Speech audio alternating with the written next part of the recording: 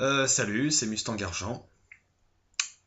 Je vais vous faire une petite vidéo aujourd'hui concernant les trajets en bagnole.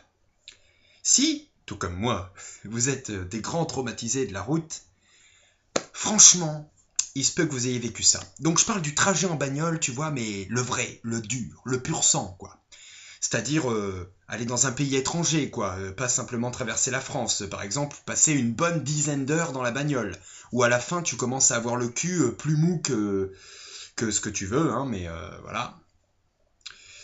Donc, déjà, il se passe un truc incroyable, c'est que tu te prépares. Alors souvent, tu n'arrives pas à dormir, tu vois, la veille pour te préparer et tout.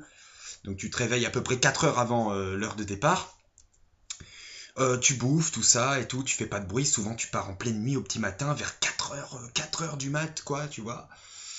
Et tu prépares les valises de dernière minute, hein, parce que bien entendu, ta mère a déjà pris 50 tonnes de plus que ton père de valises, qui ne rentrent même pas dans le coffre, et t'es obligé d'en mettre dans le cul des gens, quoi.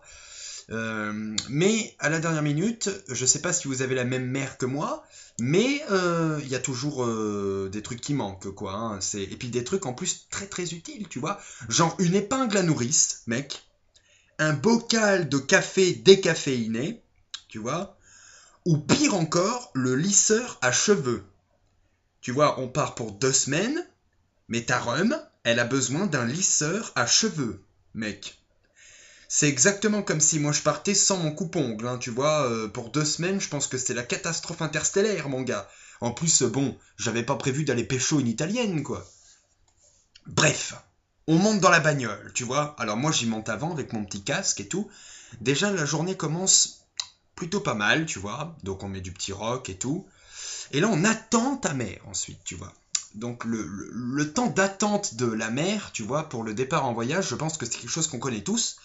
Parce que généralement ton père se prépare en faisant le plein de la bagnole la veille, tu vois. Et il se passe un truc incroyable, c'est que le temps que ta mère finisse de se préparer, eh ben il faut déjà que tu ailles faire le plein d'essence, mon gars, une première fois. Dès que tu quittes ta baraque chez toi, bah oui, parce que le temps que le moteur tourne à ralenti, on a vu passer des trains, quoi, hein, tu vois. Et donc voilà, donc à peu près 6 heures plus tard, il est midi, hein, tu vois, on commence à partir. J'exagère, tu vois, bon. Au petit matin, on part.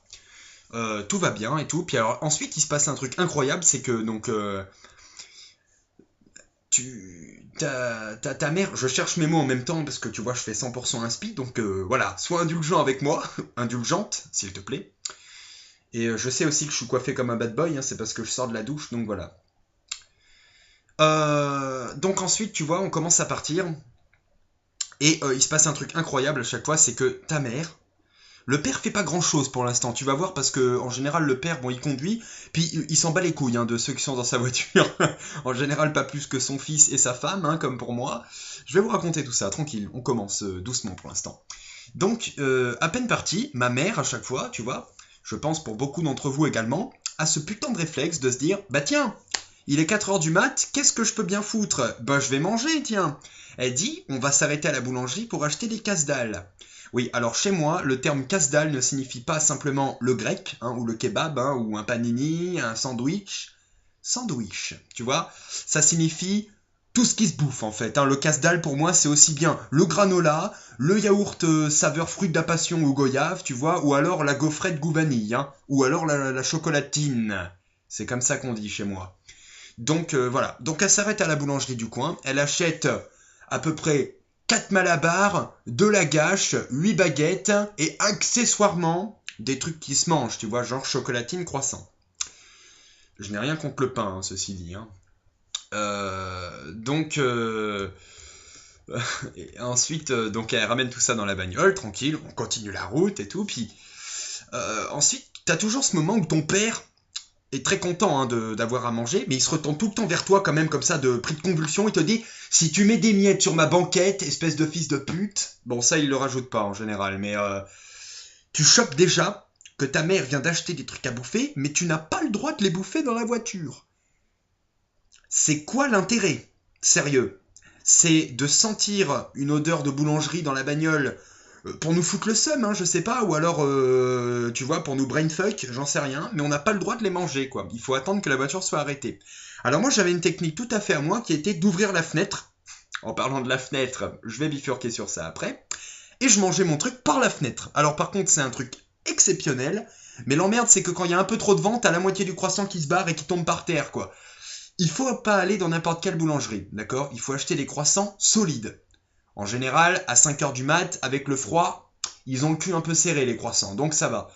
Mais voilà, t'as les miettes qui se barrent sur le pare-brise du mec derrière toi, et faut éviter de lui lâcher la moitié de ton croissant, parce que là, il va gueuler, il va te faire des appels de phare, et il va utiliser son lave-glace. Donc, à ce moment-là, tu as ta fenêtre grande ouverte. Alors là, ton père ne dit rien, parce que tu bouffes, tu ne mets pas de miettes dans sa voiture, c'est utile que tu aies la fenêtre ouverte, tu vois. Mais dès que t'as fini ton croissant, mon gars, il devient comme une bête féroce, mon gars. Je te promets, mon père, on aurait dit Ryan Gosling, tu vois. Bon, plus vieux, mais...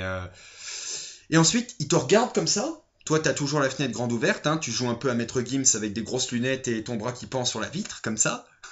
Et là, il te regarde en mode tu vas me fermer la fenêtre, enculé? En général, c'est ce qu'il pense. Mais il va te dire... Il se retourne comme ça, puis il te dit juste t'as chaud? Ouais, ça, c'est mon père, ça. Alors je remonte ma fenêtre, tu vois, et en général, si t'as pas environ 3 cm, hein, c'est-à-dire pas plus que la distance de 2 doigts, c'est un peu chelou d'ailleurs, comme taille, ça m'a brainfuck, tu vois, comme taille de fenêtre ouverte, il gueule, donc il faut laisser vraiment un minimum la fenêtre ouverte parce que sinon ça fait du bruit, et sinon ça fait froid, et ma mère a extrêmement froid. Ouais. Elle travaille dans les frigos, hein, dans un magasin, mais elle a froid, tu vois. C'est normal, quoi. C'est normal. Comme les Cubains ont besoin de chauffage, tu vois. C'est normal. Ouais, parfaitement. Bon. Ensuite, je vais parler d'un autre élément extrêmement essentiel à la survie dans un voyage d'une dizaine d'heures en bagnole. C'est également le pipi vite. Le pipi vite, tu vois, ou le speed piss, comme je l'appelle. Le speed piss. C'est un peu stylé comme mot, ça, quand même. Alors, le speed piss, qu'est-ce que c'est ? Ça veut dire pisse rapide, hein, pour les noobs en anglais. Les tubs en anglais. Bon jeu de mots, là. Donc, le speed piss, ça consiste, hein, vous l'avez compris, à s'arrêter sur le bord de la route et à pisser.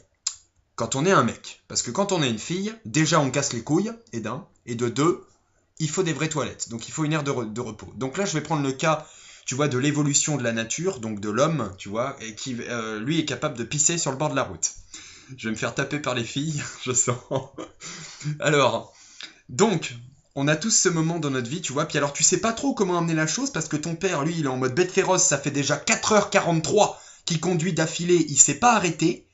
Le mec, tu te demandes combien il a pris de café le matin, tu vois, il en a pris un avec toi quand tu t'es réveillé, mais tu te demandes combien il en a pris pendant la nuit, pendant que toi tu dormais, tu sais. Genre, il a pas dormi, quoi, le mec, il s'est fait des cafés, la cafetière a tourné aussi longtemps que la télé, quoi.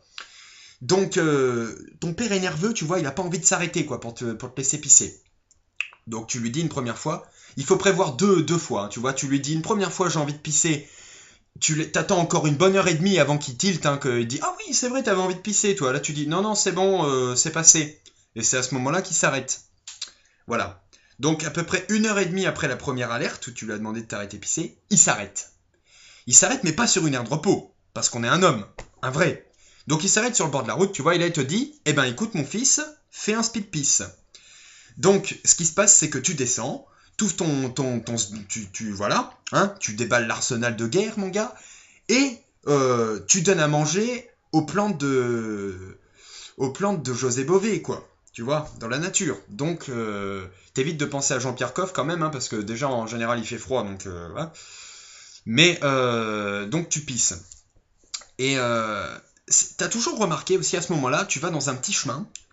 En général, ton père, s'il est pas trop con, te met pas non plus dans un fossé ou dans un champ, mais il te met dans un petit chemin un peu à part, tu vois. Au fil des ans, je vous avoue que ça se dégrade, hein, on pisse carrément au bord de la route, hein, en mode routier, quoi. Mais quand il te met dans ce petit chemin-là, il y a personne, hein, absolument personne, à part un chasseur au loin qui tire une pintade, enfin qui tire sur une pintade. Pardon. Et je me suis auto-lapsusé, tu vois. Et c'est toujours à ce moment-là qu'une voiture passe, bien entendu, tu vois, au moment où t'as le moins envie de voir quelqu'un, le mec passe comme ça. Et bien sûr, le mec sait absolument ce que tu fais, il se doute que t'es en train de pisser, ou de chier à la rigueur.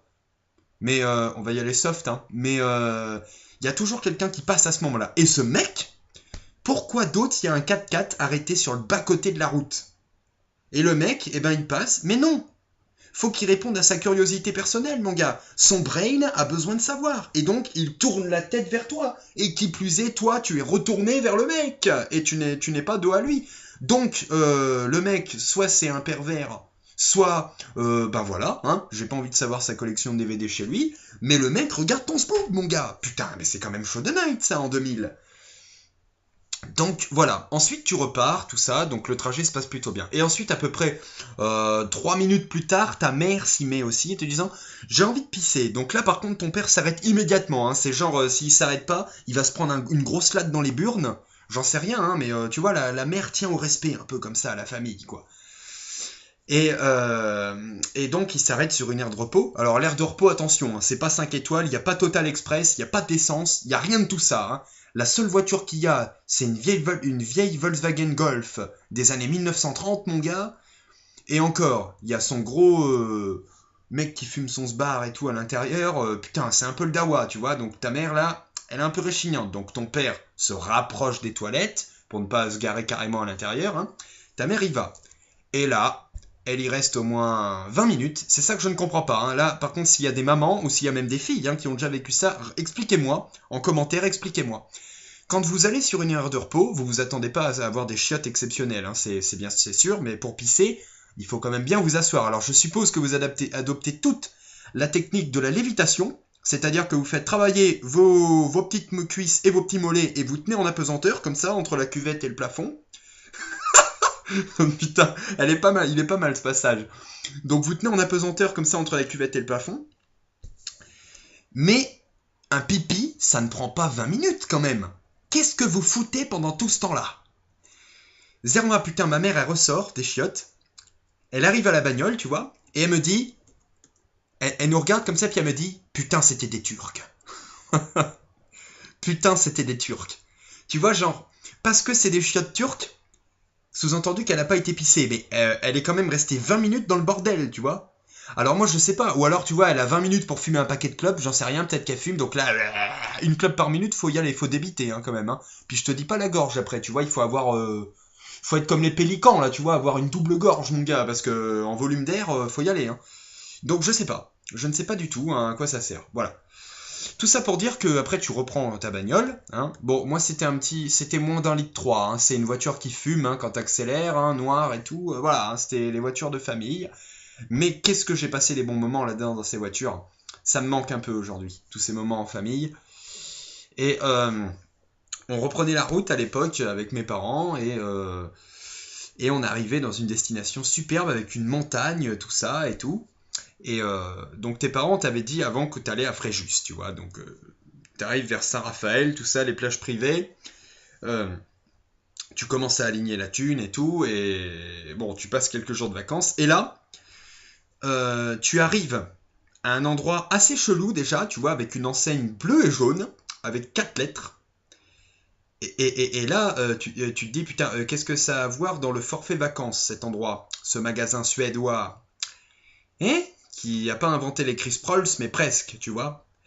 Et là, ta mère arrive, et je remercie ma mère pour ça, qui a toujours le chic pour latter les vacances, hein, tu vois. Ah, ça, je pense que sur ça, je vous ken. Hein. Et on rentre dans ce magasin-là, et donc cette enseigne, hein, tu vois, à 4 lettres bleues et jaunes, eh bien, ne donne pas en fait les noms appropriés aux objets, tu vois, mais leur donne des petits noms sympas, des surnoms, assez imprononçables d'ailleurs. Et là, ma mère m'emmène dans le rayon où il y a des armoires, des chaises, tout ça. Je me dis, mais putain, mais qu'est-ce que je fous là? Je suis censé être en vacances, quoi. Je suis censé essayer de trouver une copine, essayer d'aller à la plage et tout. Manger un peu de chèvre aussi sur du pain, j'aime bien. Bref, revenons à nos bergers. Et donc, tu vois, dans ce magasin-là, ma mère m'emmène devant ce rayon armoire et chaises de bureau. Et elle me dit, tiens, bon anniversaire, tu te rappelles, tu avais commandé le tabouret Henriksdal. Oh putain. Voilà, donc cette phrase a ruiné mon enfance, tu vois, parce que en fait, on était censé aller en vacances et ma mère m'avait fait acheter un tabouret, en fait, pour mon anniversaire, parce que ça coïncidait avec la date de vacances, donc voilà. Donc je suis un petit peu traumatisé des tabourets Henriksdal, tu vois, de cette enseigne. Et puis même d'ailleurs de cette enseigne tout court, tu vois. Je me dis, quand on part en vacances, c'est qu'on part en vacances. C'est pas pour brainfucker comme ça et nous faire acheter des tabourets, quoi, putain. Il y a d'autres périodes de l'année pour acheter des tabourets. Donc bon, c'était pas l'été, remarque, mais bon, voilà, quoi. En septembre, bon, quand même. Vous faites mon anniv avec un putain de tabouret, quoi. Donc voilà. Et en plus, tout ce que je vous ai raconté, c'est sans compter sur le voyage retour. Voilà les gars, bon, je vais passer un petit bon moment. Je vous retrouve bientôt. Et puis ciao ciao ciao. À la prochaine les gars, salut.